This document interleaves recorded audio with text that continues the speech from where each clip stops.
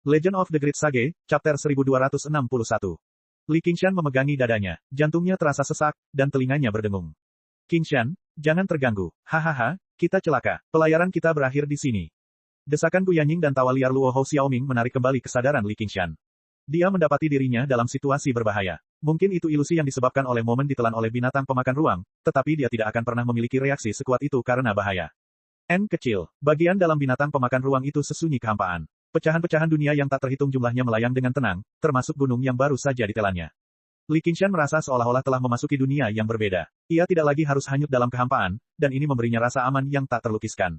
Namun, bahaya kematian tidak menghilang. Sebaliknya, bahaya itu menjadi lebih kuat. Kedua perasaan ini saling terkait dan membentuk kondisi mental yang sangat aneh.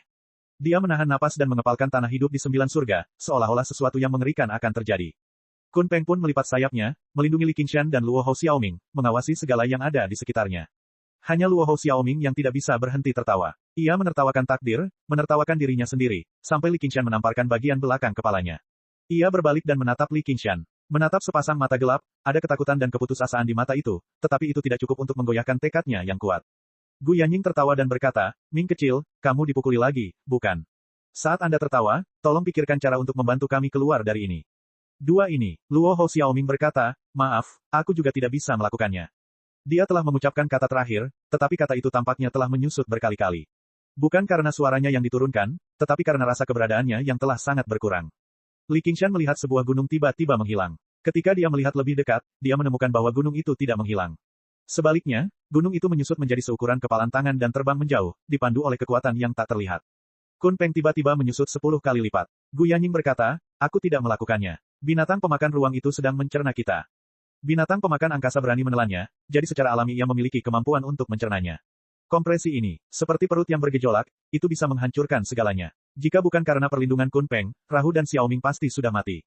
Bahkan Li Qingshan mungkin sudah mati di tempat. Luo Hou Xiaoming berkata, apakah kamu mengerti sekarang? Sebentar lagi kita akan dihancurkan menjadi pasta daging.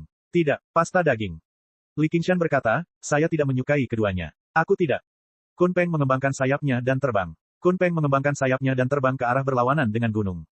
Li Qingshan bersandar di punggung Kun Peng. Luo Hou Xiaoming meliriknya. Tiba-tiba, dia teringat pada pria lain, pria yang dia pikir telah dia lupakan. Ayah, apakah aku masih lemah? Rasanya seperti sejuta tahun. Atau mungkin itu hanya jeda di antara 1 detak jantung. Li Qingshan mendapat kilasan inspirasi. Itu akan segera terjadi. Medan gaya bumi diaktifkan sepenuhnya. Pada saat itu, tak ada suara, tetapi rasanya seperti dunia runtuh. Tubuh Kun Peng menyusut lagi. Lebar sayapnya kurang dari 100 mil. Li Qingshan tampak seperti baru saja dipukul. Wajahnya memerah, tetapi ekspresinya menjadi lebih keras kepala. Dia berbalik dan memuntahkan seteguk darah. Tanah hidup 9 surga adalah alat ilahinya. Tidak hanya memberinya kekuatan tak terbatas, tetapi juga dapat meningkatkan kekuatan seni Dewa Iblis Sapi. Namun, itu bukan kekuatannya sendiri.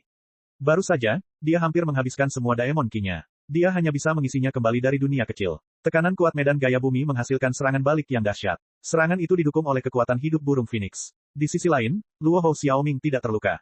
Yanying, kecilkan tubuhmu. Masuklah ke medan gaya bumi. Gu Yanying khawatir. Tapi bisakah kamu bertahan? Kalian harus membiarkan Kun Peng menghemat kekuatannya, kata Li Qingshan. Li Qingshan berkata, bahkan jika dia tidak bisa lolos dari kematian, dia harus menjadi tulang yang paling kuat untuk dicerna. Luo Hou Xiaoming tiba-tiba teringat sesuatu. Ia tiba-tiba berkata, berhenti. Berbaliklah. Apa, tubuh binatang Void Swallowing tidak semudah itu untuk dihancurkan. Bahkan jika kita berhasil melarikan diri, kita akan tetap diburu. Kita harus masuk lebih dalam ke binatang Void Swallowing dan berjuang untuk hidup kita. Masuk akal, lebih tepatnya begitu. Li Qingshan tersenyum dan menepuk bahu Luo Hou Xiaoming. Komunikasi mental itu selesai dalam sekejap. Kun Peng mengecilkan tubuhnya tanpa ragu-ragu, berbalik, dan terbang dengan kecepatan penuh. Dia mengerahkan seluruh tenaganya, tetapi kecepatan terbangnya masih belum secepat di Void. Dia berkata, Qingshan, tunggu. Dalam sekejap, Li Qingshan mengalami 2 tekanan berat lagi. Tubuhnya yang tinggi dan kokoh menyusut. Semua organ dalamnya pecah. Otaknya berantakan, dan tulang-tulang harimaunya yang tidak bisa dihancurkan penuh dengan retakan. Dia setengah berlutut di punggung Kun Peng dengan kepala tertunduk. Tubuhnya berlumuran darah, tetapi dia tidak bergerak. Dia diam-diam menghitung datangnya tekanan berat berikutnya. Ini mungkin akan menjadi kali terakhir. Namun, tekanan berat itu tidak kunjung datang. Kun Peng melewati penghalang yang tak terlihat. Li Qingshan mengangkat kepalanya dan bertanya, apakah kita berhasil? Dia samar-samar bisa melihat banyak bintang berkelap-kelip di depannya. Mungkinkah dia telah kembali ke kehampaan?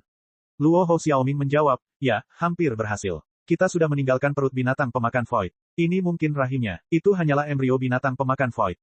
Mata Li Qingshan yang rusak pulih, dan penglihatannya menjadi jelas lagi. Dia melihat puluhan ribu bayi binatang void menelan berkumpul bersama. Mata mereka bersinar, jika itu adalah mata. Kau menyebut mereka, bayi, swallowing void beast. Semua makhluk berdarah itu aneh. Tak satu pun dari mereka tampak seperti ibu mereka, dan tak satu pun dari mereka dapat dianggap sebagai bayi. Gu Yanying tersenyum pahit dan berkata, mereka sangat kecil. Menurutku mereka belum agresif. Sementara dia bicara, semua bayi binatang void pemakan bergerak mendekati mereka. Saya kira benda-benda kecil ini tidak ada di sini untuk menyambut kita. Li Qingshan melengkungkan sudut mulutnya. Adegan ini seperti mimpi buruk tentang binatang pemakan void yang tak terhitung jumlahnya, yang tampak agak konyol. Kelompok binatang void yang menelan itu mendekat dengan cepat. Jika mereka mundur, mereka akan dicerna, jika mereka maju, mereka akan dimakan. Gu Yanying berkata, hei, kalian berdua, pikirkan sesuatu. Luo Hou Xiaoming berkata, terima kasih, tapi aku hanyalah seorang anak kecil. Li Qingshan menatap kelompok binatang buas penelan void yang datang. Little Ming, kurasa kau mengatakan bahwa binatang buas penelan void berubah menjadi dunia. Ya, kebetulan aku punya dunia. Dengan kata lain, aku punya binatang penghisap void. Mata Luo Hou Xiaoming berbinar. Benar sekali. Kalian semua, tutup mata kalian. Gu Yanying dan Luo Hou Xiaoming memejamkan mata. Kun Peng juga memejamkan matanya. Li Qingshan menyatukan kedua telapak tangannya dan melepaskan kemampuan kura-kura roh, citra cermin air. Sosok N kecil muncul dalam benaknya. Dia tampak kesakitan sekaligus sedih. Setelah itu, dia pun menutup matanya. Tuhan memberkati kita. Chapter 1262. Di dunia kecil, waktu terus berjalan, matahari dan bulan pun berlalu. Terlepas dari ada atau tidaknya Tuhan, kehendak dunia tetap sama dari awal hingga akhir. Kehendak dunia beroperasi menurut aturannya sendiri, yang disebut takdir. Dari sudut pandang tertentu, kehendak dunia bagaikan tuan yang malas. Ia acuh tak acuh terhadap berbagai urusan rumah, dan kecerobohan sekecil apapun akan menyebabkan dunia berubah. Hanya saat pencuri memasuki rumah, ia akan bereaksi sedikit. Itu hampir naluriah, mirip dengan bagaimana binatang pemakan ruang mencerna makanan mereka. Keberadaan dewa setara dengan seorang kepala pelayan otokratis yang dapat bertindak atas nama tuannya. Li Qingshan dulunya adalah seorang pencuri, dan setelah melalui banyak kesulitan, dia akhirnya menjadi seorang kepala pelayan. Ketika ia memuaskan keinginan paling primitif dari tuan yang malas ini dengan sejumlah besar pecahan dunia, gunung, dan tanah, ia telah memperoleh persetujuan tuannya. Dengan kata lain, ia telah memperoleh takdir. Biasanya, sebagai seorang kepala pelayan, Li Qingshan dapat melakukan apapun yang diinginkannya selama ia memiliki cukup kekuatan. Ia tidak akan peduli dengan apa yang dipikirkan oleh tuan yang malas itu. Akan lebih baik jika tuan itu tidak memiliki pikiran apapun, sehingga ia dapat mengendalikan takdir dunia. Namun, pada saat ini, dia tidak punya pilihan selain membangkitkan kehendak dunia. Namun, dia tidak terlalu yakin dengan keberhasilannya. Apakah kehendak dunia dapat melintasi jarak yang begitu jauh melalui cermin bulan dan menipu kelompok binatang pemakan kekosongan seperti makhluk lainnya masih belum diketahui. Keberhasilan atau kegagalan bergantung pada ini. Li Qingshan perlahan membuka matanya. Binatang pemakan angkasa berenang di sekitar mereka, seolah bertanya-tanya mengapa makanan mereka tiba-tiba menghilang. Berhasil. Gu Yanying dan Luo Hou Xiaoming tidak dapat mempercayainya. Li Qingshan tidak menjawab. Dia bisa merasakan kehendak dunia yang luas dan kosong bersamanya. Jika hanya itu akan baik-baik saja. Yang lebih menakjubkan adalah gelembung biru tua yang tampak seperti spora itu mengembang dengan cepat. Gelembung itu menyelimuti mereka dan memberi mereka perasaan yang dalam dan damai. Seolah-olah mereka telah kembali ke dunia kecil. Namun, tekstur gelembung biru, ini sangat mirip dengan binatang pemakan angkasa di sekitarnya. Dengan kata lain, itu adalah binatang pemakan angkasa. Saat ia tumbuh lebih besar, ia menumbuhkan ekor yang panjang. Ia bergoyang pelan, bentuknya seperti kecebong. Binatang pemakan angkasa itu benar-benar kehilangan minat dan berangsur-angsur bubar. Apa yang sedang terjadi? Luo Hou Xiaoming juga terkejut. Bahkan dengan pengetahuan dan pengalamannya sebagai dewa, dia belum pernah mendengar hal seperti itu. Ini, Li Qingshan juga tidak bisa menjawab. Rencana awalnya adalah menggunakan kehendak dunia untuk menggertak jalannya. Hal ini dilakukan untuk mencegah binatang pemakan kekosongan memperlakukan mereka sebagai makanan. Siapakah yang menyangka akan lahir binatang pemakan kekosongan yang sesungguhnya? Gu Yanying menebak, mungkinkah ini bentuk asli dari dunia kecil? Tapi mengapa itu muncul di sini? Apakah karena ini adalah rahim dari binatang pemakan kekosongan? Mungkinkah ini tiruan dari dunia kecil? Qingshan, bagaimana dunia kecil ini? Apakah ada perubahan? Li Qingshan mengangkat bahu. Semuanya normal. Mungkin untuk membeli rumah dan memberikan hewan peliharaan sebagai hadiah. Baiklah, kita lolos dari musibah lainnya. Luo Hou Xiaoming menghela napas lega. Ini mungkin melibatkan hukum paling mendasar dari 3000 dunia dan kekosongan tak terbatas, dan ada terlalu banyak kebetulan. Mungkin hanya para dewa dari 9 surga yang bisa memberikan jawaban, atau bahkan para dewa dari 9 surga akan menghela napas. Lagi pula, dewa dunia sangat sedikit jumlahnya. Setelah menjadi dewa, mereka akan selamanya terperangkap di dunia, tidak dapat bepergian dalam kehampaan. Tidak banyak kultivator yang akan bepergian ke kehampaan juga. Jika mereka memiliki kemampuan, mereka tidak akan dimakan oleh binatang pemakan kekosongan, juga tidak akan memasuki rahim binatang pemakan kekosongan. Kemungkinan terjadinya masing-masing peristiwa ini sangatlah rendah, dan secara praktis mustahil bagi semuanya terjadi bersamaan. Saat mereka berbicara, binatang pemakan kekosongan berhenti tumbuh, dan panjangnya mencapai 30.000 sang. Gu Yanying berkata, King Shan, bisakah kau mengendalikan binatang pemakan kekosongan kecil ini? Begitu ia tumbuh besar, ia tidak akan menelan kita terlebih dahulu, bukan? Itu tidak bisa dianggap kendali mutlak, tapi saya memang bisa mengendalikannya. Li Qingshan merasakan sejenak. Sebagai dewa dunia, dia dapat bertindak sebagai pengganti kehendak dunia.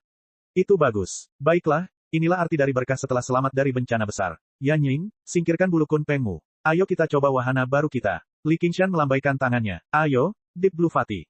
Luo Hou Xiaoming berkata, tunggu, si gendut biru tua itu. Binatang pemakan kekosongan itu mengayunkan ekornya dan berenang maju. Sudut mata Luo Hou Xiaoming berkedut. Kenapa? Li Qingshan berkata dengan lugas, pasti ada nama, jadi kau tahu apa yang sedang kukatakan. Jika tidak, kita akan menghadapi segerombolan binatang pemakan kekosongan kecil di dalam perut binatang pemakan kekosongan yang besar. Luo Hou Xiaoming mengerutkan bibirnya dan mengangguk. Baiklah, aku tahu jawabannya, tetapi mengapa kamu harus menyebutnya dengan nama yang bodoh? Karena warnanya biru tua, suka makan, dan sangat gemuk. Tidakkah kau pikir nama ini?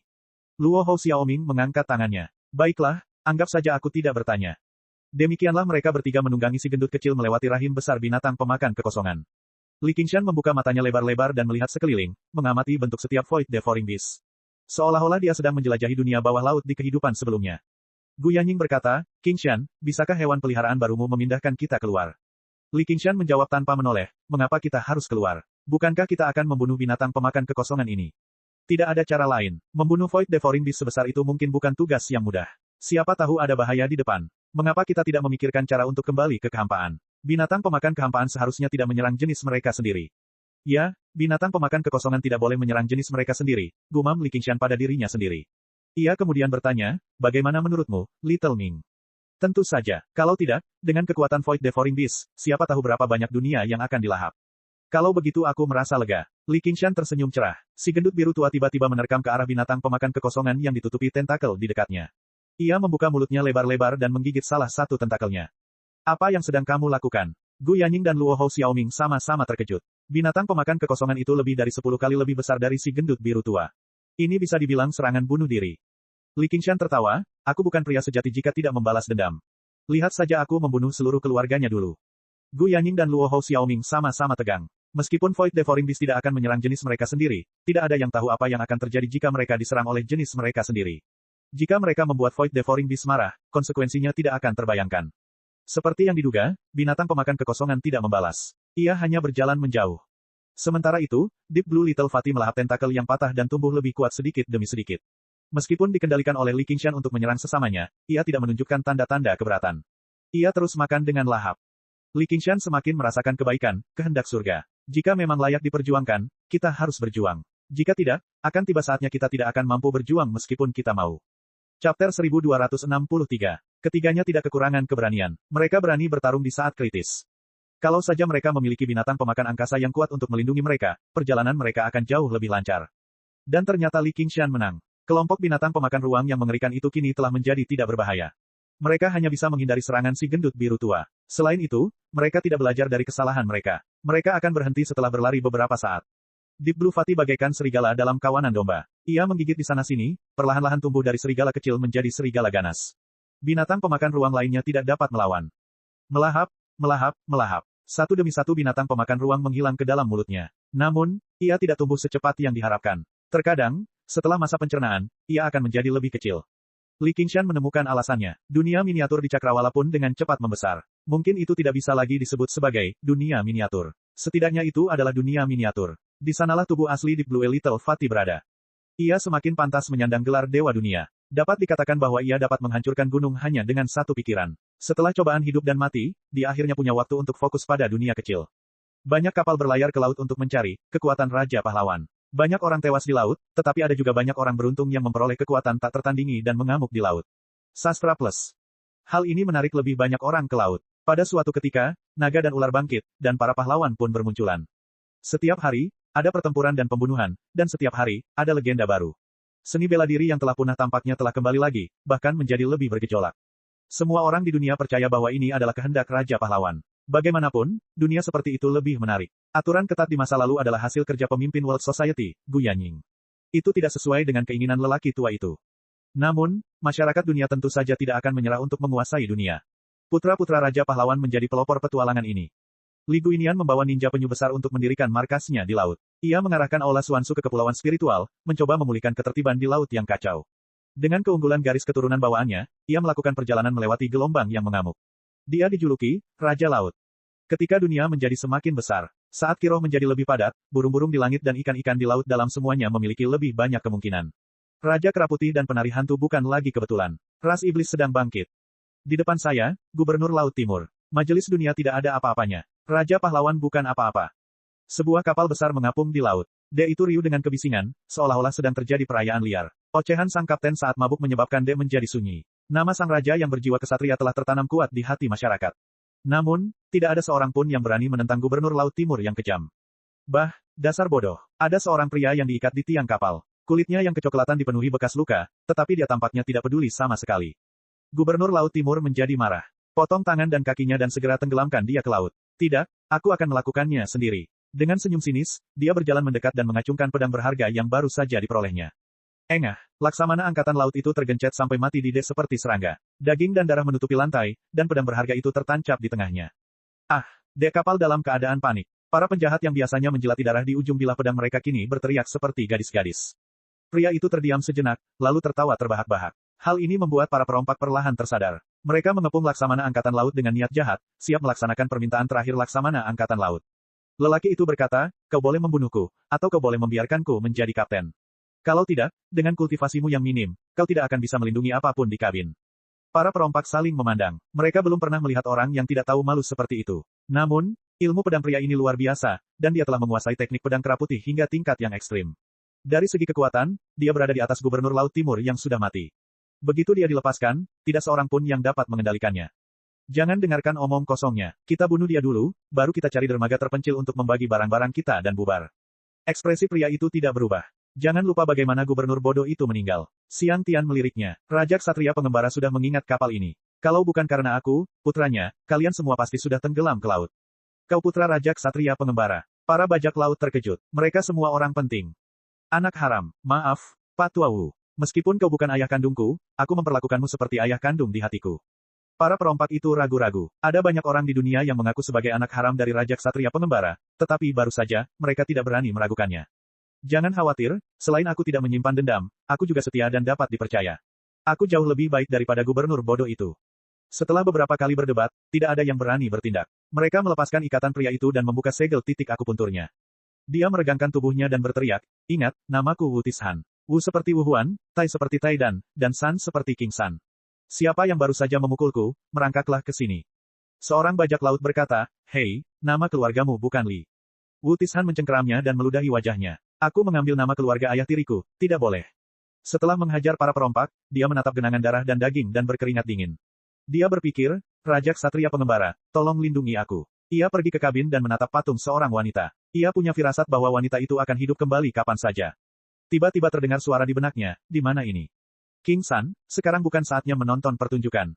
Suara Gu Yanying menarik Li Qingshan kembali ke dunia nyata. Li Qingshan tersenyum dan menggelengkan kepalanya. Dalam sekejap, dia telah melihat kehidupan Wu Tishan. Dia tidak menyangka akan bertemu dengannya sekalipun. Anak dari masa lalu telah tumbuh dewasa. Merupakan berkah yang luar biasa bisa mendapatkan patung ini.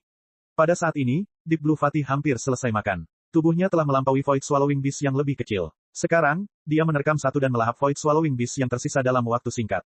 Setelah Li Qingshan memberitahunya tentang perubahan di dunia kecil, dia merasa tubuhnya dipenuhi dengan ki spiritual. Kamu sungguh beruntung. Luo Hou Xiaoming menghela napas. Ini adalah dunia yang dapat melahap dunia lain. Jika terus melahap seperti ini, apakah akan melahap seluruh langit berbintang? Bila itu terjadi, seberapa besarkah dunia kecil itu? Tentu saja, tapi apakah pantas bagi seorang dewa yang terlahir untuk memuji orang lain karena diberkati? Li Qingshan tersenyum. Dia tidak akan cukup sombong untuk berpikir bahwa semua ini adalah hasil kerja kerasnya sendiri. Dia juga tidak akan melupakan pertemuan yang ditakdirkan dan pemandangan belakang yang megah. Dia hanya butuh sehelai rambut untuk melengkapi warisannya. Tidak perlu ada pemuda bodoh yang menungganginya. Bukan untuk membalas kebaikan apapun, tetapi untuk membuktikan bahwa Anda tidak salah tentangnya. Chapter 1264. Di bawah perintah Li Qingshan yang berdarah panas dan tidak dapat dijelaskan, Deep Blue Fatih bergegas keluar dari rahim dan kembali ke perut besar dari Big Swallowing Beast. Tentu saja, ini adalah deskripsi yang tidak masuk akal. Binatang besar yang menelan itu pada dasarnya berbeda dari makhluk biasa. Daripada mengatakan bahwa lambung menempati sebagian besar tubuhnya, lebih tepat untuk mengatakan bahwa semua yang ada di dalam tubuhnya ada di dalam perut, yang digambarkan Luo Hou Xiaoming sebagai kosong.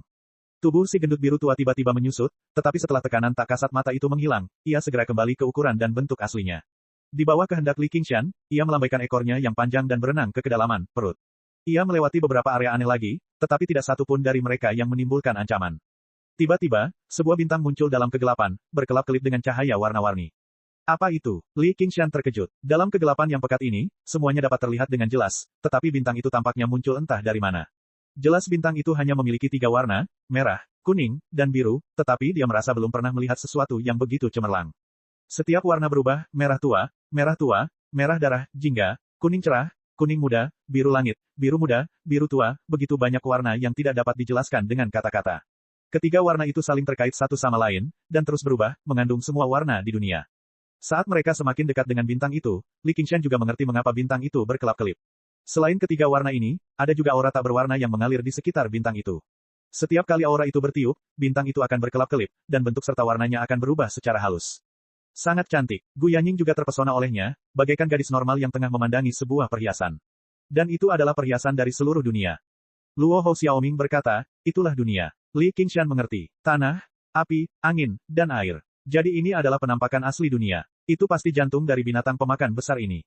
Saat mereka semakin dekat, bintang itu membesar, dan cahayanya semakin menyilaukan. Tanah yang berat, kobaran api, angin yang bergemuruh, dan air yang dalam semuanya saling terkait untuk membentuk pemandangan yang luar biasa.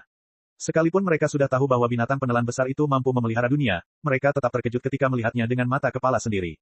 Kekuatan agung yang terkandung di dalamnya cukup untuk menggerakkan siapapun. Mungkin setelah jutaan tahun, semua ini akan berubah menjadi dunia baru. Bintang baru lainnya akan muncul di kehampaan. Kemudian, makhluk hidup yang tak terhitung jumlahnya mulai berkembang biak. Ia berubah menjadi cinta dan kebencian yang tak berujung, kesedihan dan kegembiraan, perpisahan dan reuni. Pengetahuan Luo Hou Xiaoming jauh di atas Li Qingshan dan Gu Yanning, namun melihat pemandangan ini, dia tak dapat menahan diri untuk memikirkan dunia yang telah dia hancurkan dengan tangannya sendiri, dan untuk sesaat, dia juga terdiam. Dan dia menyadarinya, Li Qingshan dan Gu Yanning keduanya memasuki kondisi pencerahan. Dia tidak ingin mengganggunya, melihat asal-usul dunia dengan mata kepalanya sendiri. Kesempatan seperti itu sangat langka bahkan untuknya, dan lebih-lebih lagi bagi mereka. Kata, pemahaman Dao, mengandung kedalaman yang tak terbatas. Alasannya sederhana, sama seperti bagaimana manusia merasakan konsep abstrak kehidupan, saat mereka melihat bayi yang baru lahir, mereka akan merasa sangat tersentuh dan mungkin mengubah kata-kata dan tindakan mereka.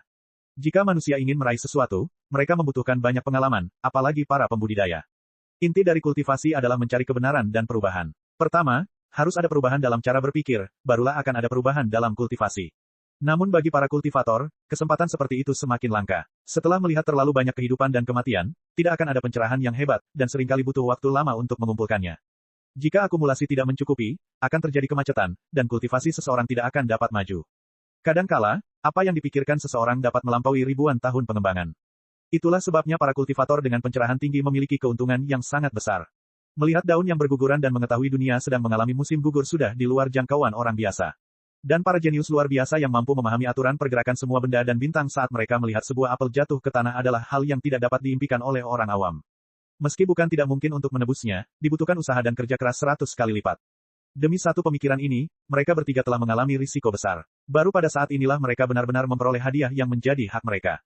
Tidak peduli seberapa besar dunia ini, tidak peduli seberapa kuat si gendut kecil, semuanya adalah kekuatan eksternal yang dapat dipinjam tetapi tidak dapat diandalkan.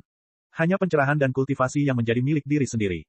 Setelah entah berapa lama, Gu Yanning kembali sadar. Tubuh dan pikirannya seakan telah melalui pembaptisan. Ia merasa semakin menyatu dengan bulu kunpeng. Bahkan tanpa bulu kunpeng, menjalani kesengsaraan surgawi keempat tidak akan sulit lagi. Bukan hanya karena apa yang dilihatnya, tetapi karena para kultivator dari 9 provinsi itu bahkan belum pernah mendengar tentang perjalanan ini sejak mereka meninggalkan 9 provinsi itu. Dia tidak dapat menahan diri untuk tidak menjadi semakin yakin dengan jalannya sendiri. Dia ingin terbang lebih tinggi dan lebih jauh, melihat lebih banyak dan melihat lebih banyak lagi dan memperoleh kebebasan sejati. Menoleh ke arah Li Qingshan, dia melihat bahwa Li Qingshan tetap tidak bergerak. 2 bintang yang terkondensasi dari bumi, api, angin, dan air terpantul di matanya. Dia tahu bahwa pemahaman dan pencapaiannya lebih besar dari miliknya, jadi dia mengawasinya dengan tenang. Namun, yang dilihat Li Qingshan bukan hanya keberadaan tanah, api, angin, dan air. Ada juga keberadaan kekosongan. Tanpa kekosongan, bumi, api, angin, dan air tidak dapat dipadatkan. Tanpa bumi, api, angin, dan air, kekosongan tidak akan berarti apa-apa. Tanah, api, angin, dan air kebetulan bersesuaian dengan 4 transformasi yang diseimbangkannya, transformasi iblis sapi, transformasi phoenix, transformasi iblis harimau, dan transformasi penyuruh. Ini bukan kebetulan. Sebaliknya, ini adalah fondasi yang dibangun oleh 9 transformasi iblis dan ilahi. Seberapa hebatkah membangun dunia di dalam tubuh seseorang? Agaknya, hanya dengan meniru cara dunia lahir dan beroperasi ia dapat menyeimbangkan kekuatan yang sangat murni ini. Dalam pertempuran melawan Raja Iblis di lapangan Asura saat itu, ia mengandalkan pengendalian tanah, api, angin, dan air untuk mengubah kekalahan menjadi kemenangan. Namun, sejak saat itu, patung penekan iblis ditekan habis-habisan. Ketika dia memahami transformasi iblis kera, keseimbangannya kembali rusak. Pada saat ini, ia melihat keseimbangan baru. Sekarang setelah dipikir-pikir, alasan utama mengapa ia dapat menyeimbangkan bumi, api, angin, dan air adalah karena ia berada di Medan Asura. Medan Asura adalah kekosongannya. Begitu dia meninggalkan Asura Field, kekuatannya akan ditarik oleh segala hal. Keseimbangan yang sangat halus itu tidak akan ada lagi. Yang tersisa hanyalah keseimbangan umum. Pada saat ini, dia melihat sebuah kesempatan. Transformasi iblis kera kebetulan mewakili kekosongan. Sekarang saya mengerti. Ketika saya mengolah 4 transformasi pertama, keseimbangan terbentuk. Sejak saat itu, yang perlu saya seimbangkan bukan lagi kodrat ilahi dan kodrat iblis.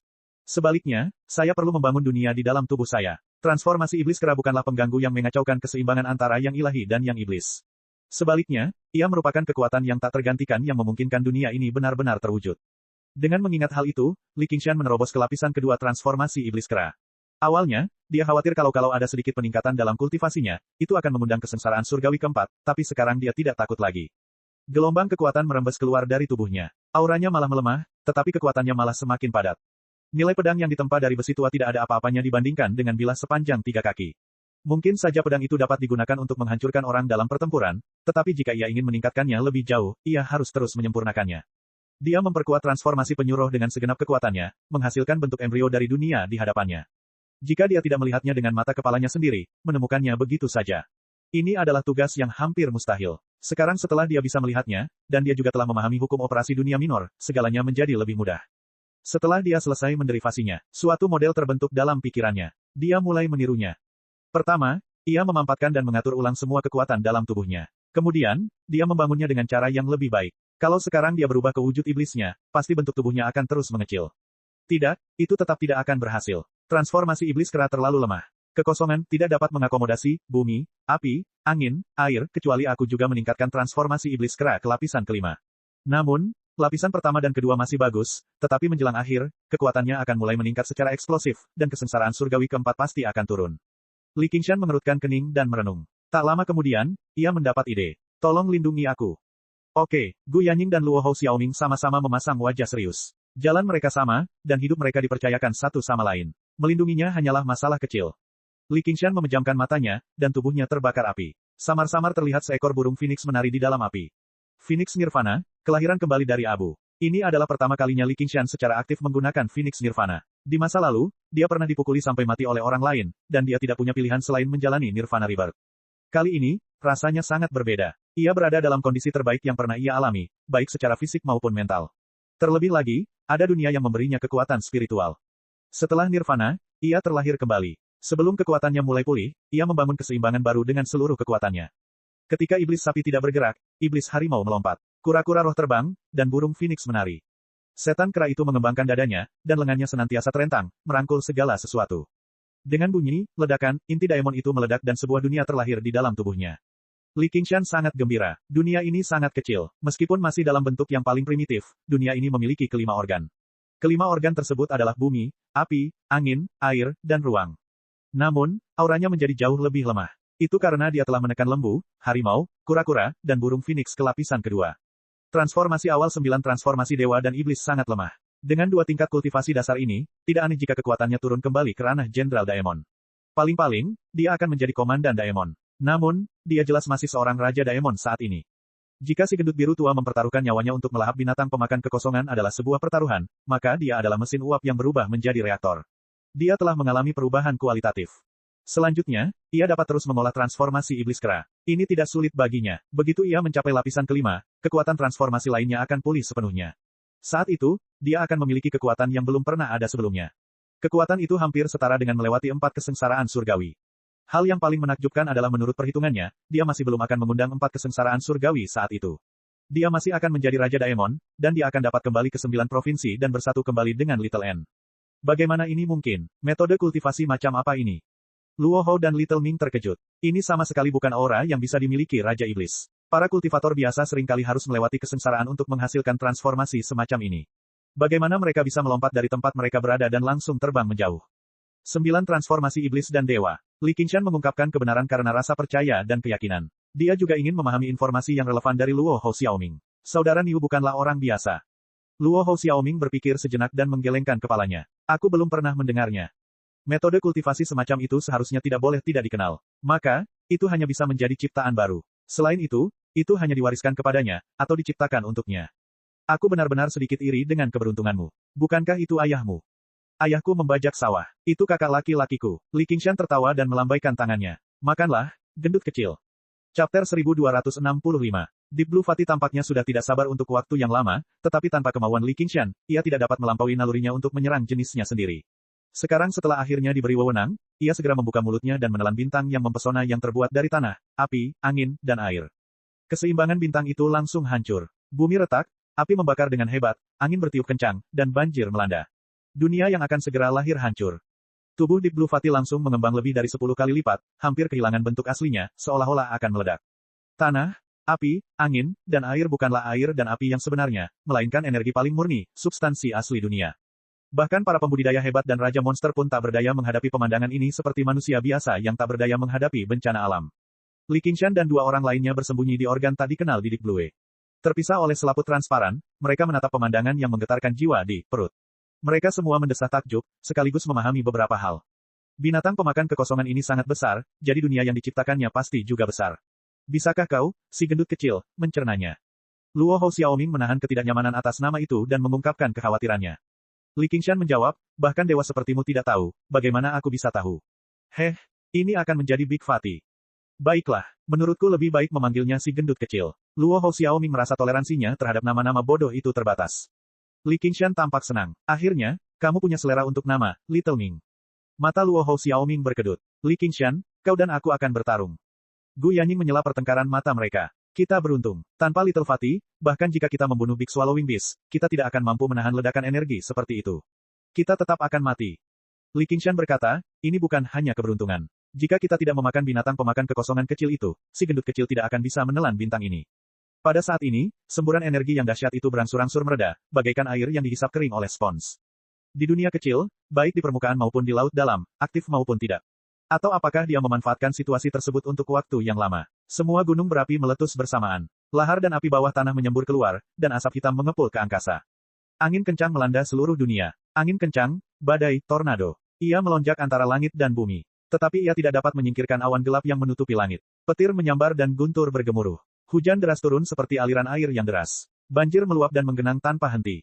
Adegan yang bagaikan kiamat ini bahkan membuat seniman bela diri yang paling arogan dan ganas pun gemetar. Kapal itu seperti mainan, dilempar tinggi oleh ombak dan jatuh kembali dengan keras, melewati ombak yang seperti gunung, ia merasa seolah-olah sedang berlayar di laut dalam. Wu Tishan sendiri yang mengendalikan kemudi, tetapi tidak ada gunanya. Para perompak di belakangnya terus berteriak, Tuan yang sopan, selamatkan kami. Dia tidak dapat menahan diri untuk berpikir, mungkinkah ibuku berbohong kepadaku? Apakah aku benar-benar putranya? Ayahku sayang, jangan main-main lagi. Wah, gelombang besar menghancurkan kapal hingga berkeping-keping. Pecahan-pecahan kayu memenuhi langit, begitu pula harta karun langka yang tak terhitung jumlahnya. Wu Tishan menarik napas dalam-dalam dan menemukan patung wanita itu. Dia melompat dan membawa patung itu ke laut. Li Qingshan tidak punya waktu untuk peduli dengan perubahan di dunia kecil ini.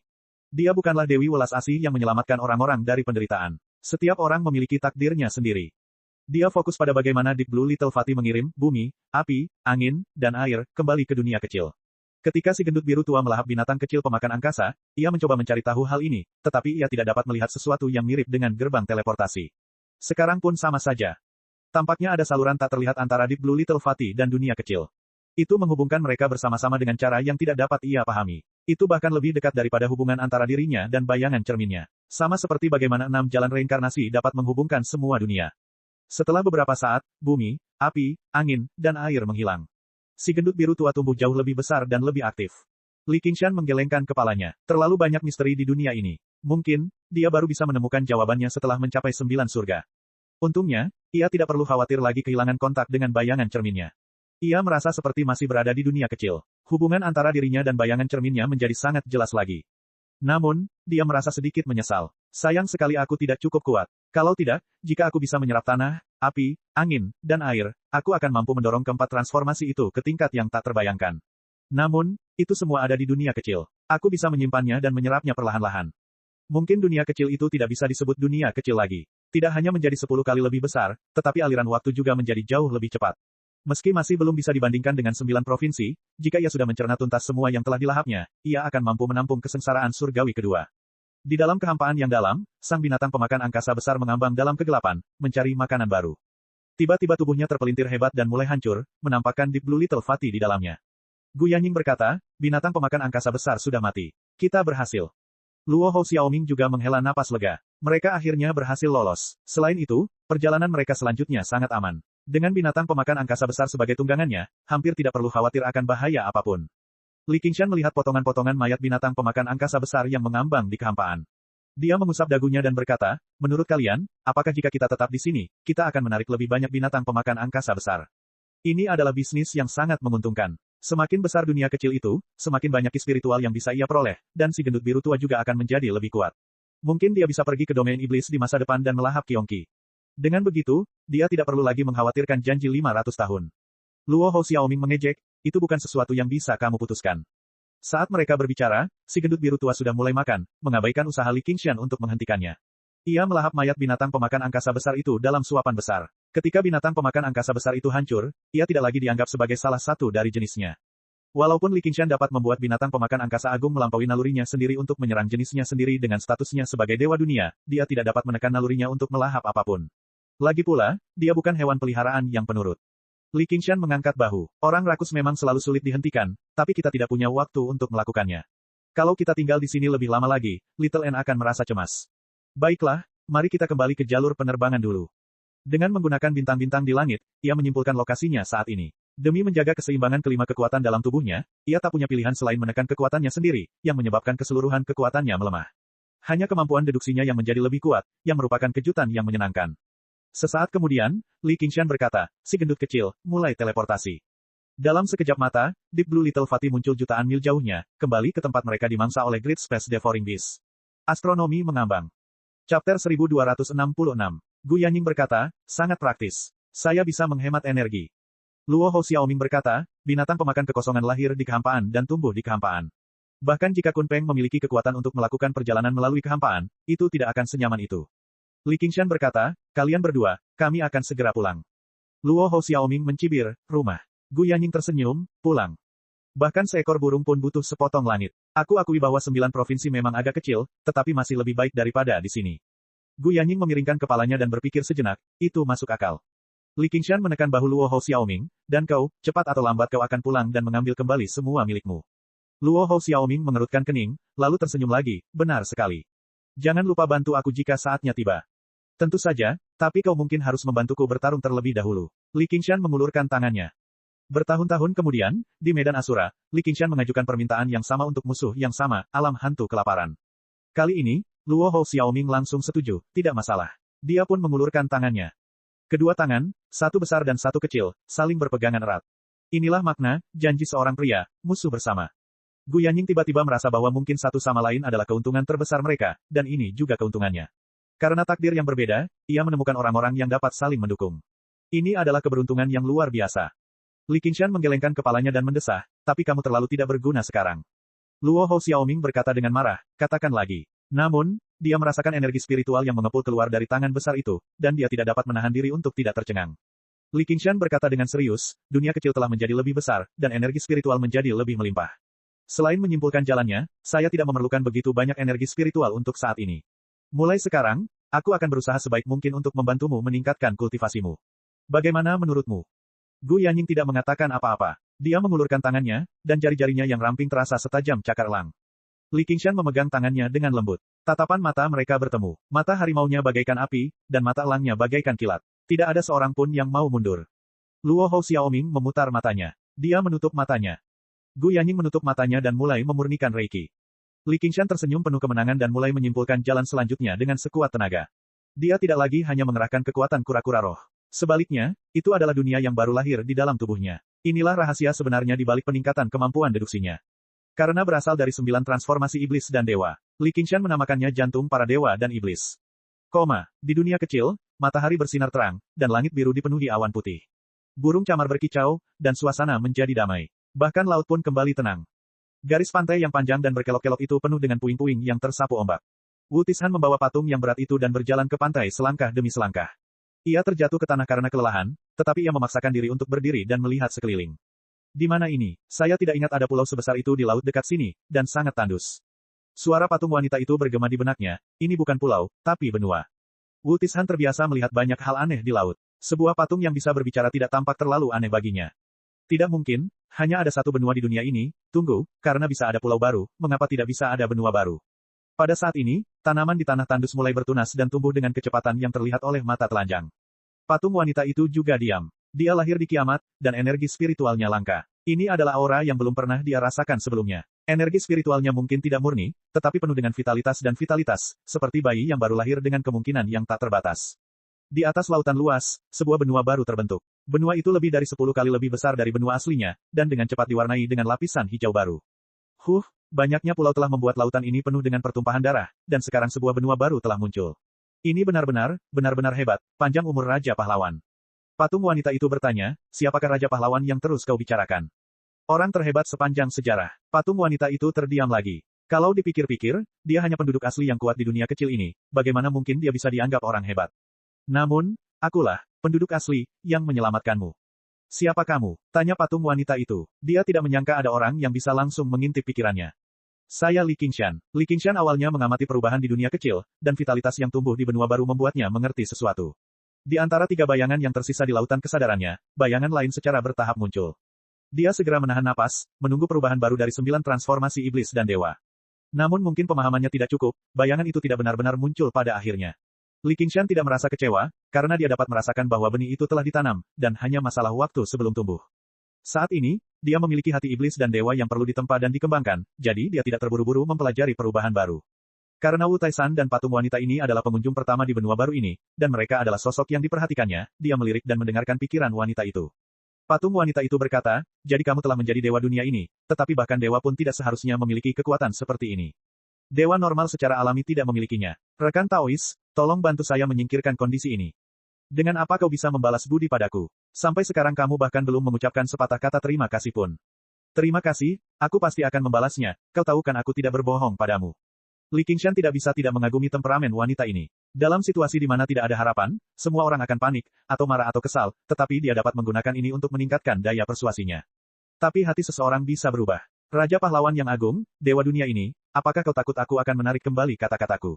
Hei, just now, kamu masih penduduk asli. Apakah kamu keberatan kalau aku mengenalmu? Tujuannya terutama untuk memahami dunia Anda. Wanita itu ragu sejenak, lalu berkata, silakan. Setelah melalui situasi putus asa ini, dia hanya ingin memulai dari awal lagi, memperlakukannya seperti seekor naga di air dangkal yang digoda oleh udang. Baru saja, Li Qingshan berjuang untuk bertahan hidup, jadi dia tidak punya waktu untuk memperhatikan pulau-pulau yang terbentuk oleh pecahan-pecahan dunia. Pada saat ini, pikirannya menyapu seluruh kepulauan, dan pada saat yang sama, dia masuk jauh ke dalam pikiran wanita itu, dan 2 informasi muncul di benaknya. Itu adalah dunia yang 1 tingkat lebih besar dari 9 provinsi, dan para kultivator harus melewati 5 kesengsaraan surgawi untuk bisa naik. Akan tetapi, saat akhir dunia semakin dekat, dan ki spiritual melemah, hanya sedikit sekali kultivator yang mampu melewati 2 atau 3 kesengsaraan surgawi, apalagi 5. Namun wanita ini telah melalui 4 kesengsaraan surgawi, dan dikenal sebagai Ratu Batu. Baik dalam hal bakat, garis keturunan, maupun tekad, dia merupakan seorang kultivator tingkat atas. Kalau saja bukan karena terputusnya hubungan dengan 6 jalan reinkarnasi ketika dunia mengalami kemerosotan, dia bahkan memiliki kesempatan untuk naik pangkat dan menjadi permaisuri batu, tetapi hasilnya hanya bisa dianggap sebagai nasib buruk. Tetapi sekarang, tampaknya keberuntungannya pun sangat baik, dan itulah sebabnya dia dapat bangkit dari ambang kematian dengan cara yang luar biasa. Dialah satu-satunya yang selamat dari dunia itu. Meskipun dunia itu telah menurun, jalur kultivasinya telah berkembang secara ekstrim. Baik dari segi kualitas maupun kuantitas, jalur itu jauh di atas 9 provinsi, dan mengandung banyak pengetahuan berharga. Awalnya ia hanya memungut sampah, namun ia tidak menyangka akan menemukan harta karun. Astronomi mengambang. Chapter 1267. Li Qingshan berpikir untuk beralih ke teknik kultivasi manusia. Katalog iblis perang, aslinya berasal dari wilayah infernal, sehingga dapat dikembangkan hingga ke alam yang sangat tinggi. Akan tetapi, versi yang diperolehnya telah dimodifikasi beberapa kali, dan itu bukanlah versi yang lengkap. Paling-paling, ia dapat mencapai kesengsaraan surgawi keempat. Mustahil baginya untuk memasuki wilayah infernal untuk meminta teknik kultivasi lengkap dari klan iblis pejuang. Ketika dia bisa mengabaikan ancaman dari 12 dewa iblis dan memasuki wilayah infernal untuk melawan Kyongki, apa gunanya katalog iblis pejuang? Untuk menyeka pantatnya. Dari segi kepraktisan, meskipun War Demon Possession merupakan jurus yang sangat bagus, setelah ia memadatkan Heart of the Fiend God dalam tubuhnya menjadi seimbang, dan 5 transformasi telah menjadi 1. Menambahkan, War Demon, lainnya sungguh tidak terlalu bermanfaat. Bahkan dalam pertempuran, ia harus menggunakan 9 transformasi iblis dan dewa sebagai inti dan menggunakan metode kultivasi manusia sebagai dukungan. Maka, ia membuka pikirannya dan mencari di seluruh kepulauan. Benar saja, ia menemukan banyak kepingan giok, tetapi semuanya telah kehilangan ki spiritualnya. Bahkan jika kepingan itu dapat pulih secara bertahap saat ki spiritual meresap ke dalamnya, informasi yang tersimpan di dalamnya tidak akan ada lagi. Dia memang menemukan beberapa teknik kultivasi yang diukir di bebatuan gunung, tetapi semuanya tidak lengkap, dan standarnya tidak terlalu tinggi. Bahkan tidak dapat dibandingkan dengan katalog iblis perang. Kalau dipikir-pikir, teknik kultivasi yang lumayan bagus sudah memuat banyak informasi, cukup untuk ditulis dalam ratusan buku. Adapun teknik yang ia butuhkan, mungkin tidak cukup untuk memenuhi gunung dengan kata-kata. Sepertinya ia harus bergantung pada permaisuri hati batu. Rekan Taoishi, aku dapat membantumu kembali ke wujud aslimu, tetapi aku menyarankanmu untuk mempertahankan wujud ini terlebih dahulu. Anda telah melalui 4 kesengsaraan surgawi. Meskipun aku telah kehilangan seluruh kultivasiku, aku masih tidak diizinkan untuk hidup di dunia ini. Rekan Taois, sebagai dewa dunia, tidak bisakah kau menangani masalah sekecil itu? Jika Anda memiliki permintaan, kenapa kau tidak memberitahuku? Aku akan berusaha sebaik mungkin. Meskipun aku punya permintaan, tidak semudah itu untuk dipenuhi. Aku butuh metode kultivasi untuk menggantikan metode kultivasiku saat ini. Metode kultivasi yang aku kembangkan disebut patung penekan iblis, yang diubah dari patung iblis perang klan iblis wilayah iblis. Saya lalu membaliknya dan menyimpulkan, katalog perang iblis, dan bahkan menggunakannya untuk menyingkat hati iblis. Dalam hal kultivasi, mereka pada dasarnya tidak berbeda dari kaum iblis sekarang. Sekarang, dia ingin kembali ke jalan sebagai kultivator manusia biasa. Apakah Anda punya ide? Li Qingshan merasa agak sulit mengucapkannya. Tidak mudah baginya untuk berubah dari seorang iblis menjadi seorang Buddha, tetapi dia harus berubah dari seorang Buddha menjadi seorang iblis. Jika hati iblis sudah terbentuk, tidak akan mudah untuk mengembalikannya. Karena itu, dia tidak banyak berharap. Kamu sudah menjadi Tuhan dunia. Sejak saat itu, dia akan hidup sepanjang langit dan bumi. Mengapa dia masih perlu berkultivasi? Dia yang menjadi dewa hanyalah kloninganku. Untuk bisa melakukan ini, kamu pasti bukan dari dunia ini. Kau tidak perlu khawatir tentang itu untuk saat ini. Bagaimanapun, aku telah menyelamatkan hidupmu di kehampaan. Kau bisa bepergian di kehampaan. Permaisuri Sixin tidak berani memperlakukan Li Qingshan sebagai penduduk asli dunia kecil lagi. Jika dia memiliki kekuatan seperti ini, dia tidak akan membantu dalam keputusasaan ketika dunia hancur. Namun, bagaimana mungkin makhluk yang dapat melakukan perjalanan di kehampaan memiliki tingkat kultivasi yang rendah? Li Qingshan ini tampaknya memiliki misteri yang tak ada habisnya.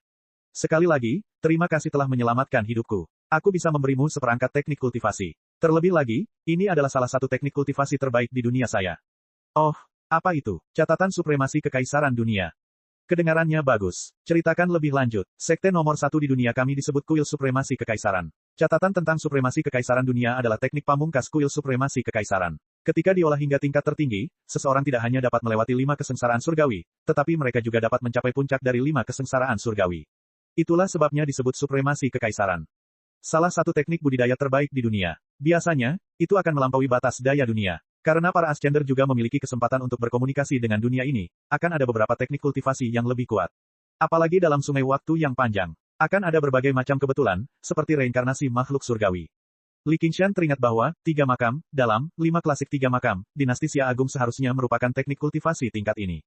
Mungkin sedikit lebih lemah, tetapi dalam tingkat yang sama, tidak akan ada perbedaan pada intinya. Bagaimanapun, dunia permaisuri hati batu telah berkembang selama bertahun-tahun, dan itu satu tingkat lebih tinggi dari 9 provinsi. Mungkinkah itu juga pada tingkat ini? Apa ada yang lebih bagus? Misalnya, teknik kultivasi yang dapat melewati 6 kesengsaraan surgawi. Permaisuri hati batu berkata, sahabatku, jangan serakah. Setelah 4 kesengsaraan surgawi, kau dapat membentuk roh yin. Setelah 5 kesengsaraan surgawi, kau dapat membentuk roh yang sekarang. Jika kau ingin melewati 6 kesengsaraan surgawi, kau perlu menggabungkan yin dan yang dan membentuk roh primordial. Kemudian, kau dapat disebut Dewa Fana. Jika Anda beragama Buddha, Anda telah mencapai buah avatar dan hanya satu tingkat lagi dari buah arahat. Anda akan sepenuhnya melampaui dunia fana, dan setelah kematian, Anda tidak akan lagi terlahir di alam keinginan. Tingkat ini bukanlah sesuatu yang dapat kami pahami. Li Qingshan teringat bahwa buah avatar adalah buah ketiga dari 4 buah arhat. Setelah 4 kesengsaraan surgawi, Anda akan disebut buah pertama arhat, juga dikenal sebagai buah Sudra Huan. Sudra Huan bermaksud memasuki alam keabadian. Jika dibandingkan dengan sekolah-sekolah di kehidupan sebelumnya, penyempurnaan Ki dapat dianggap sebagai sekolah prasekolah. 3 tingkat setelah itu adalah biksu dasar, biksu menengah, dan biksu tinggi. Hanya setelah melewati kesengsaraan surgawi keempat, seseorang dapat dianggap sebagai biksu agung. Dengan tujuan dan arah yang jelas, semua pelatihan sebelumnya dapat dikatakan sebagai persiapan untuk langkah ini. Adapun buah kedua, disebut Situo Hamako. Jika melangkah lebih jauh, seseorang dapat dianggap sebagai biksu riset. Jika seseorang dapat memperoleh buah ketiga, Anagami, itu akan luar biasa. Seorang biksu profesor yang bermartabat akan dihormati kemanapun ia pergi, jauh lebih tinggi daripada seorang biksu riset. Namun, setelah mencapai langkah ini, Anda akan berada di ujung jalan pembelajaran. Jika Anda ingin melangkah lebih jauh dan menjadi seorang akademisi, Anda harus melewati 7 kesengsaraan surgawi dan mencapai buah arhat yang sejati. Itulah arhat sejati, yang juga dikenal sebagai arhat penakluk naga atau arhat penakluk harimau. Sejak saat itu, Anda akan menikmati kehormatan seumur hidup, diakui oleh agama Buddha, dan berada pada tingkat yang sama dengan para orang suci. Anda akan melampaui dunia fana dan memasuki alam kesucian. Di luar ajaran Buddha, manusia abadi setara dengan buah ketiga ajaran Buddha. Anda akan mencapai titik ekstrim lain di jalan kultivasi dan akhirnya memiliki hak untuk disebut sebagai seorang abadi. Akan tetapi, jika Anda ingin menghilangkan kata manusia, Anda harus pergi ke tingkat yang lain. Begitu Anda mencapai tingkat itu, Anda akan terdaftar sebagai seorang abadi, bersinar seperti matahari dan bulan, dan hidup sepanjang langit dan bumi. Perbedaan antara abadi dan fana bagaikan jurang. Setelah 6 kesengsaraan surgawi, Anda tidak akan menjadi kupu-kupu, tetapi Anda akan menjadi kepompong. Metode kultivasi normal akan diisolasi di luar kepompong. Para pembudidaya tidak akan dapat mengintipnya, dan bahkan jika mereka melihatnya, mereka tidak akan dapat memahaminya.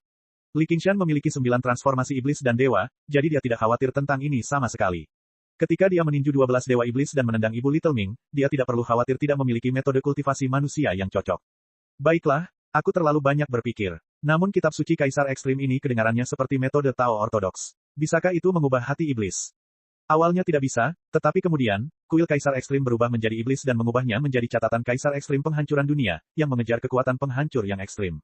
Anda dapat mulai berkultivasi dari metode ini terlebih dahulu, baru kemudian Anda dapat memasuki Dao dari iblis. Li Qingshan mendesah dalam hatinya. Dia memang sosok teratas di dunia. Sesuatu yang menurutnya akan sangat merepotkan ternyata sangat sederhana saat dia mengatakannya. Ini mungkin karena jalur kultivasi dunia itu telah berkembang hingga ekstrim. Dia juga sedikit penasaran, karena kuil Kaisar Ekstrim adalah sekte nomor 1 di dunia, mengapa berubah menjadi iblis? Apakah ia ingin menyatukan dunia? Bagaimana metode ini berakhir di tanganmu? Alangkah hebatnya jika kuil Kaisar Ekstrim hanya ingin menyatukan dunia.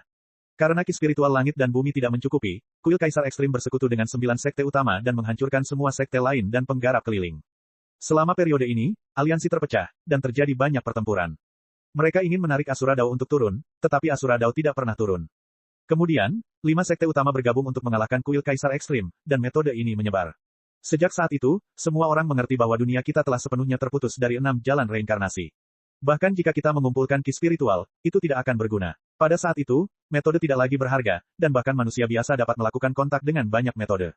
Jika kau mau, aku bisa memberimu beberapa metode lagi yang tidak lebih lemah dari ini. Pada titik ini, kondisi pikiran permaisuri batu hati yang tenang dan tenteram sedikit bergetar. Di bawah bayang-bayang kiamat, perang berlangsung selama ribuan tahun. Lebih dari separuh pembudidaya di dunia tewas dalam pertempuran, dan 9 dari 10 manusia tewas. Tragedi itu tak terlukiskan. Semua orang diliputi keputusasaan hingga dunia runtuh dan hancur. Karena itu, hatinya dipenuhi dengan keinginan kuat untuk bertahan hidup. Bukan hanya hidup, tetapi hidup selamanya. Bersambung. Chapter 1268. Li Qingshan berkata, kalau begitu, tolong berikan 2 metode kultivasi ini kepadaku, teman. Metode kultivasi lengkap dari catatan dunia polaritas kekaisaran muncul di kepala permaisuri Stonehead. Li Qingshan membacanya sekilas dan menemukan bahwa itu sungguh luar biasa. Ada metode luar biasa untuk mengatur dunia, serta keberanian untuk merangkul dunia. Dunia terasa seperti berada di tangannya. Jauh lebih cemerlang daripada catatan pertarungan iblis saat ini, tetapi dia tidak tahu bagaimana cara berubah dari Dao menjadi iblis. Namun, permaisuri Sixin tetap diam. Li Qingshan mengerti apa yang dimaksudnya dan tersenyum. Wu Tishan sedang mengumpulkan berbagai barang di tepi pantai untuk menangkap ikan untuk dimakan ketika sebuah sosok tiba-tiba mendarat di pantai dan berjalan menuju patung kesayangannya. Siapa kamu? Tubuh Wu Tishan langsung menegang. Ia mencengkeram gagang pedangnya erat-erat seperti macan tutul yang siap menerkam. Ia menatap pendatang baru itu dengan ekspresi tidak bersahabat. Namun, wajah pendatang baru itu tampak familiar tidak peduli bagaimana ia melihatnya. Ia tiba-tiba membuka mulutnya lebar-lebar. Cici Ciking, tuanku. Dia hanya pernah melihat pria ini sekali, dan pria itu ada di bahu ayahnya Wu Huan. Namun, pria itu meninggalkan kesan yang tak terlupakan padanya. Li Qingshan tersenyum. Taidan, lama tak berjumpa. Meskipun ibumu orang baik, aku sebenarnya bukan ayahmu. Wu Tishan gemetar karena kegembiraan. Kau benar-benar, kau tidak pergi. Aku tidak pernah pergi. Li Qingshan menepuk bahunya dan berjalan ke arah patung itu. Dia mengetuknya dengan lembut menggunakan jari telunjuknya, dan ki spiritual dunia pun mengalir ke arahnya dari ujung jarinya, memancarkan cahaya yang cemerlang. Warna abu-abu batu berangsur-angsur memudar, memperlihatkan kulit yang cerah. Batu-batu keras berubah menjadi pakaian yang lembut. Pakaiannya menari mengikuti angin laut. Permaisuri hati batu berkedip. Matanya hitam dan cerah, tetapi tatapannya masih keras kepala seperti batu. Dia memaksakan diri untuk berkata, terima kasih, rekan Daois. Kemudian, dia memproyeksikan catatan penghancuran dunia Kaisar Ekstrim ke dalam hatinya. Ketika Li Qingshan melihat catatan penghancuran dunia Kaisar Ekstrim, dia tahu bahwa permaisuri hati batu tidak berbohong kepadanya. Teknik ini dipenuhi dengan tekad untuk menghancurkan segalanya. Itu adalah teknik iblis sejati yang dapat mengubah hati iblis dan menggantikan catatan iblis pejuang.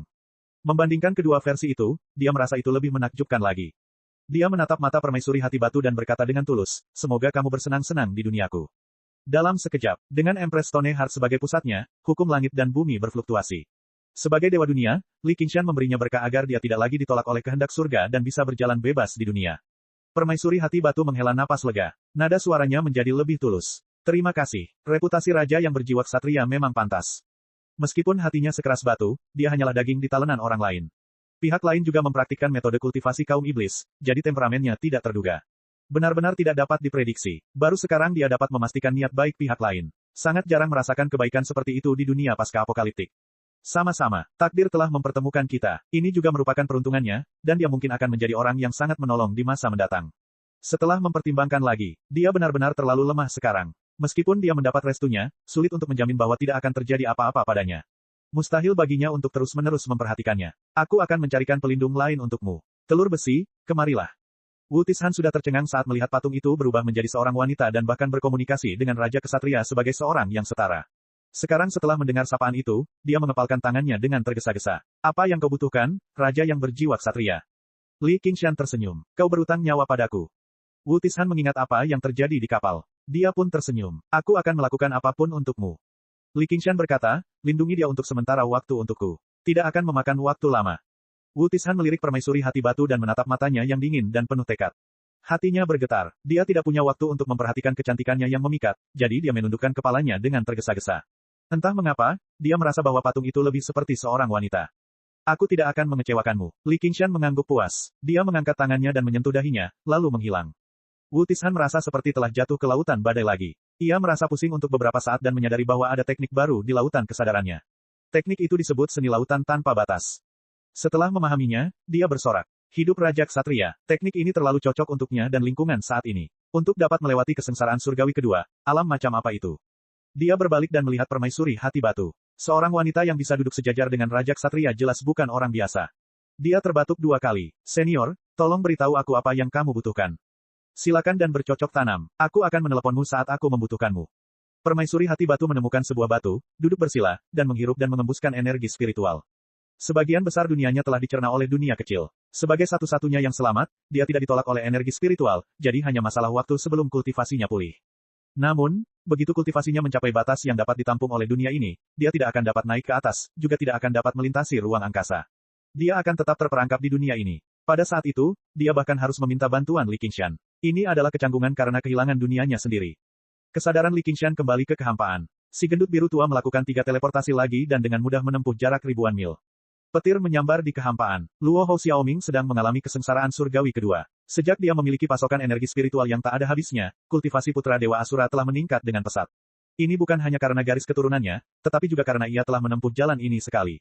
Semudah mahasiswa doktoral yang mempelajari kurikulum sekolah menengah. Dia tiba-tiba teringat bahwa manusia surgawi yang bereinkarnasi seharusnya tumbuh dengan cepat setelah mewarisi ingatan kehidupan sebelumnya dan menjadi Lin Xuan. Namun, hal itu mungkin dibatasi oleh kualitas energi spiritual. Setelah beberapa saat, Luo Hou Xiaoming kembali dengan ekspresi santai seolah-olah dia baru saja keluar untuk jalan-jalan.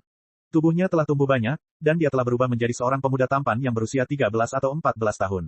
Kekuatannya sebanding dengan seorang kultivator biasa. Jika mereka bertarung, dia tidak akan menjadi orang yang mati. Akan tetapi, tuntutannya terhadap kualitas dan kuantitas energi spiritual jauh lebih tinggi daripada yang dituntut oleh seorang kultivator biasa. Kualitas energi spiritual di dunia kecil masih terlalu rendah. Terlalu banyak kotoran. Kamu tidak perlu lagi memasoknya kepadaku. Tunggu sampai kamu kembali ke 9 negara bagian dan lalui kesengsaraan surgawi ketiga. Li Qingshan juga setuju. Para kultivator harus naik ke dunia yang lebih tinggi dan lebih besar untuk mendapatkan lingkungan yang lebih cocok untuk kultivasi. Benar, aku baru saja memperoleh 2 teknik kultivasi baru. Bantu aku melihatnya. Catatan dunia milik Raja Ekstrim dan catatan kehancuran dunia milik Raja Ekstrim. Keduanya sedikit mirip dengan jalan hidup penguasa kebebasan yang agung, tetapi level keduanya terlalu jauh. Penguasa kebebasan yang agung mengendalikan kehancuran dan kemakmuran. Dibandingkan dengannya, kedua teknik kultivasi ini sedikit lebih buruk daripada kematian. Namun, dari sudut pandang manusia biasa, mereka cukup bagus. Mereka telah mencapai puncak manusia biasa, dan jarang sekali mereka mengandung sedikit pun niat penghancuran besar. Jika aku tidak mengalami kehancuran dunia, aku tidak akan mampu mencapai level ini.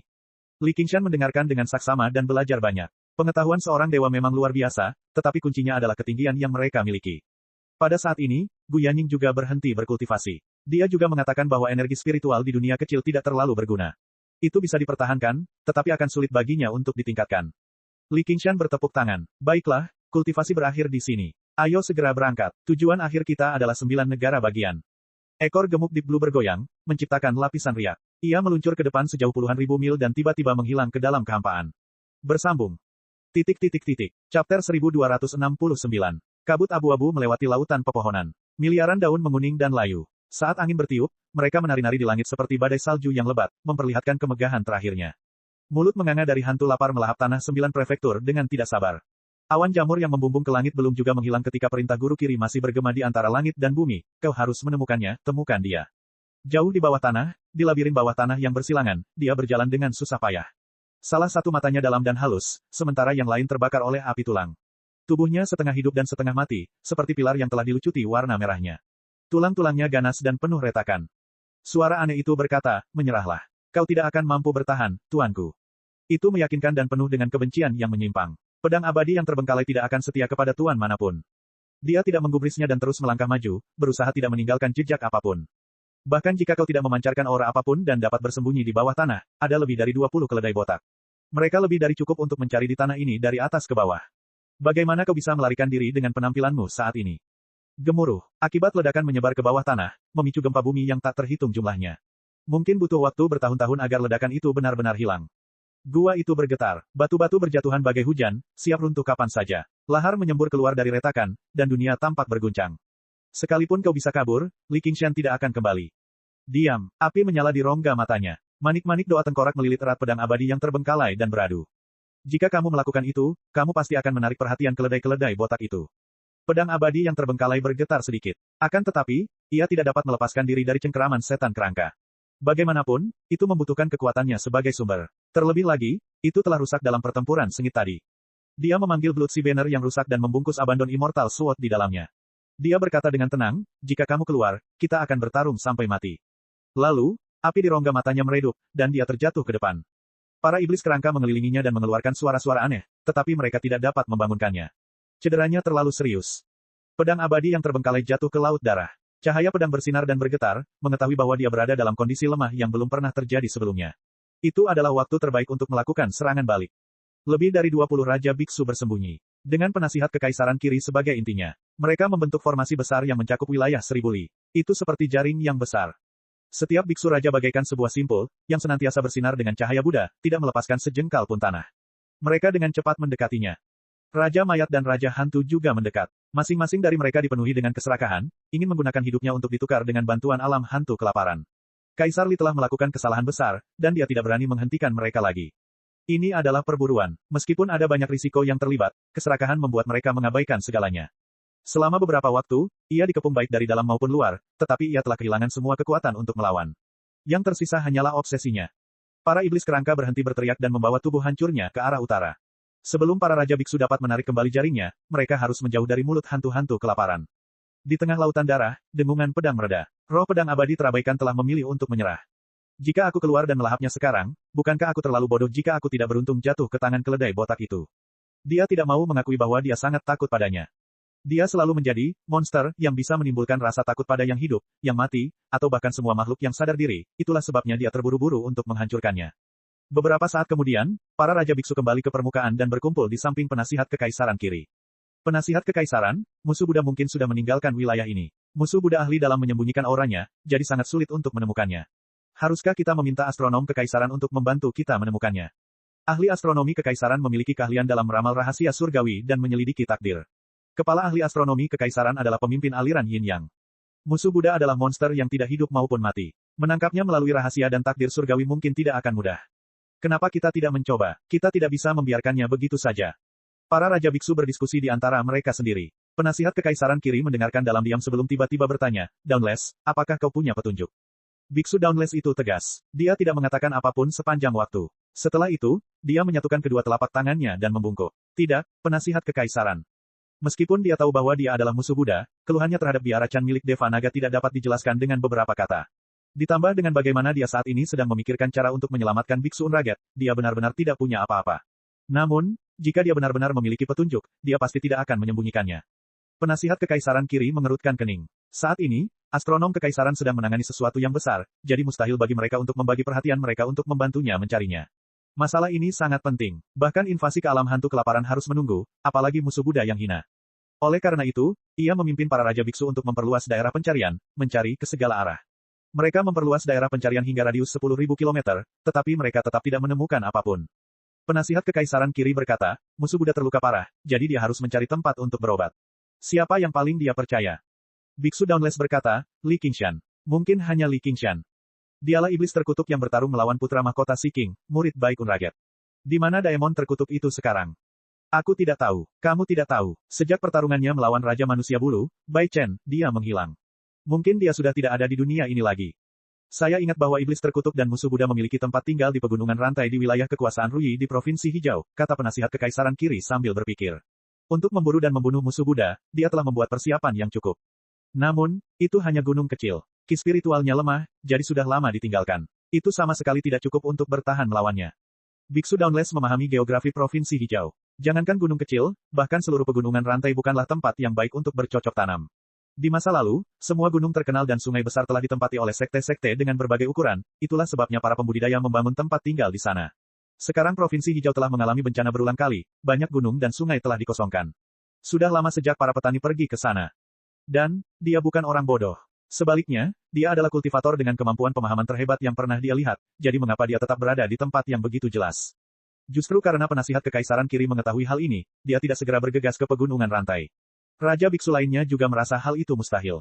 Mungkin Raja Pohon beringin melindunginya, atau mungkin kota di antara awan. Dia mungkin masih berada jauh di bawah tanah, bersembunyi di tengah kobaran api bumi. Gangguan dari medan magnet bawah tanah terlalu besar, jadi kita tidak dapat menemukannya. Penasihat Kekaisaran Kiri berkata, musuh Buddha tidak bisa mentolerir semua makhluk hidup. Dia tidak akan mempercayai orang-orang ini, dan bahkan lebih mustahil baginya untuk tetap berada di bawah tanah dalam keadaannya saat ini. Dia mengambil keputusan, ayo pergi ke pegunungan rantai. Rumah, bukankah itu tempat teraman bagi manusia? Itu adalah satu-satunya tempat di mana mereka dapat menemukan kenyamanan setelah menderita semua rasa sakit di dunia luar. Di antara pegunungan yang bergelombang, puncak kecil yang sepi ini tampak begitu biasa.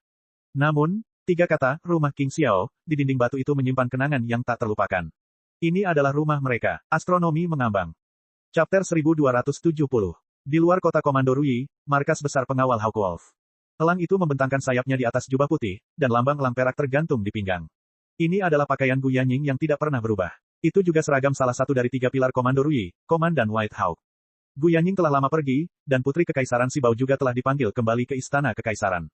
Penerus saat ini masih seorang wanita, satu-satunya murid Gu Yanying, mantan Komandan Serigala Putih, dan Komandan Elang Putih saat ini, Qian Rongxi. Saat dia berdiri dengan kedua tangan di belakang punggungnya, dia samar-samar menyerupai sikap Gu Yanying di masa lalu, tetapi kehadirannya yang mengagumkan benar-benar melampaui Gu Yanying. Saat dia berlatih ilustrasi neraka ular berbisa secara bertahap menyatu dengannya. Dia tampak lebih seperti penganut legalisme. Semua pengawal Serigala Putih sangat berhati-hati di depannya, meskipun dia tampak lebih murah hati daripada Gu Yanying. Dia diam-diam menjaga lingkaran komunikasi, menunggu berita dari selatan. Seekor ular kecil yang cantik merayap dari kerahnya dan melata sepanjang leher hingga ke pipinya, sambil mendesis dan menjulurkan lidahnya. Namun, ada yang kedua, yang ketiga, dalam sekejap mata, wajahnya yang bisa dibilang cantik, dipenuhi ular-ular yang menari-nari dan melilit satu sama lain, menjadi sangat menakutkan. Suara mendesis yang naik turun dalam kegelapan bahkan lebih mengerikan.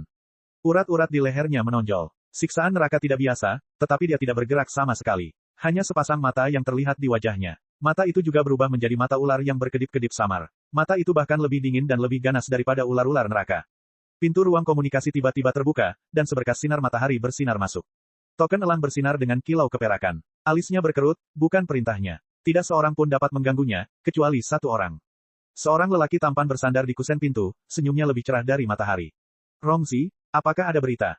Qian Rongxi berbalik dan menatap Lin Xuan dengan wajah menakutkannya. Komandan Lin, tolong panggil aku sebagai komandan di pasukan Hawkwolf.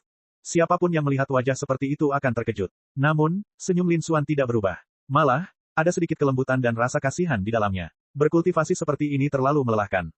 Qian Rongxi menatapnya dengan sepasang mata ular, seolah mencoba melihat ketulusannya. Tetapi mengapa kamu begitu khawatir terhadap Little N ini? Lin Xuan bertanya dengan rasa ingin tahu. Selama bertahun-tahun, dia telah memperhatikan berita tentang musuh Buddha melalui berbagai saluran, tetapi tidak pernah ada kontak apapun di antara mereka. Qian Rongxi berkata, itu tidak ada hubungannya denganmu. Pada saat ini, rangkaian komunikasi menyala. Qian Rongzi berbalik dan diam-diam menerima informasi, Raja Pohon Beringin telah gagal menyerang menara, gerbang hantu kelaparan telah meluas lebih jauh, dan Ratu Kegelapan telah ditangkap. Ekspresinya tiba-tiba berubah. Guru Kekaisaran Kiri dan Raja Biksu telah berhasil menyergap musuh Buddha. Musuh Buddha mundur dengan luka parah dan keberadaannya tidak diketahui. Dia berpikir sejenak dan tiba-tiba berbalik untuk berjalan keluar pintu, melewati Lin Xuan. Jangan ikuti aku. Lin Xuan menghentikan langkahnya. Saat dia melihatnya menghilang di cakrawala, senyumnya masih cerah dan indah, tetapi dipenuhi dengan ketidakberdayaan. Beberapa pengawal serigala putih yang lewat menggodanya, Komandan. Apakah kamu tidak akan mengejarnya? Dia melambaikan tangannya, pergi, atau aku akan mengirimmu ke selatan untuk menyerang gerbang hantu kelaparan. Para pengawal serigala putih berjalan pergi sambil tersenyum. Mereka jelas tidak takut pada Komandan serigala putih yang ramah ini. Dia berjalan menuju susunan komunikasi dan tatapannya berubah dingin. Wanita terkutuk ini, setelah bertahun-tahun, dia masih waspada padaku. Apakah dia tahu aku Cutian? Tidak, itu tidak mungkin. Kalau tidak, dia sudah melakukannya sejak lama. Karena aku tidak bisa mengalahkannya, aku hanya bisa melawannya dengan kekuatan. Sayang sekali kultivasinya meningkat sangat cepat. Dia pada dasarnya berkultivasi tanpa mempedulikan nyawanya. Ditambah dengan tanaman merambat langit dan tanaman merambat langit milikku, jika ini terus berlanjut, kemungkinan besar dia akan mengalami kesengsaraan surgawi ketiga sebelum aku. Sesampainya di depan susunan komunikasi, dia pun menerima informasi itu dan berpikir, aku belum pernah melihatnya menunjukkan ekspresi seperti itu. Apa hubungannya dengan musuh Buddha? Terserahlah, aku harus mengambil Heaven Climbing Fin secepatnya. Tidak banyak waktu tersisa. Aku tidak peduli meskipun aku mempermalukan diriku sendiri. Petik 2. Qian Rongzi pertama-tama terbang ke arah barat laut sebelum berbelok ke selatan. Ia berubah menjadi seberkas cahaya seperti ular dan mendarat di pegunungan rantai, di depan kediaman King Xiao. Diam-diam dia berpikir, mungkinkah dia ada di sini? Tidak mungkin. Bagaimana dia bisa sebodoh itu? Dia berbalik dan berubah menjadi seberkas cahaya menyerupai ular, melewati susunan cahaya itu dan tiba di depan gerbang gunung. Susunan tak berawak seperti ini tidak dapat menghentikannya lagi. Ini tampaknya membuktikan bahwa tidak ada seorang pun di tempat tinggal ini. Dia juga tidak merasakan keberadaan aura apapun. Dia mendorong pintu batu itu dan melangkah masuk ke dalam rumah itu. Di dasar gunung menyala api putih yang hampir transparan, bagaikan bunga teratai yang sedang mekar. N kecil berbaring dengan tenang di bunga teratai, wajahnya juga pucat hampir transparan. Semua iblis kerangka mengelilinginya di bawah, menyemburkan api tulang putih samadi untuk menyembuhkannya. Tanah dipenuhi tulang-tulang putih yang besar dan ganas. Hanya tersisa kurang dari 10 skeleton demon. Setelah menghabiskan samadi White Bonfire, mereka berubah menjadi tumpukan tulang kering. Dia benar-benar ada di sini. Qian Rongzi membuka matanya lebar-lebar karena tidak percaya dan gembira, dia tampaknya telah kehilangan kesadaran. Tidak heran, sepertinya iblis kerangka ini mengirimnya ke sini karena nalurinya. Pada saat ini, semua iblis kerangka memandang Qian Rongzi. Qian Rongzi segera merasakan krisis yang hebat. Meskipun iblis kerangka telah menjadi sangat lemah, mereka tetap bukan sesuatu yang dapat dihadapi oleh seorang kultivator inti Azot. Qian Rongzi berseru, N kecil, bangun, di sini terlalu berbahaya, kamu tidak bisa tinggal di sini. N kecil tampaknya tertidur lelap, tidak bereaksi sama sekali. Qian Rongzi menarik napas dalam-dalam, melangkah maju, dan perlahan turun hingga mendarat di dasar gunung. Kepala para iblis kerangka itu berputar mengikuti arah tubuhnya, sendi-sendi mereka saling berbenturan, menimbulkan suara berderak, mengangkat cakar tulang mereka yang besar. Namun mereka tidak langsung menyerang, entah karena tidak menerima perintah Little N, atau karena tidak merasakan permusuhan. Qian Rongzi melewati kerangka itu, berjalan menuju teratai putih.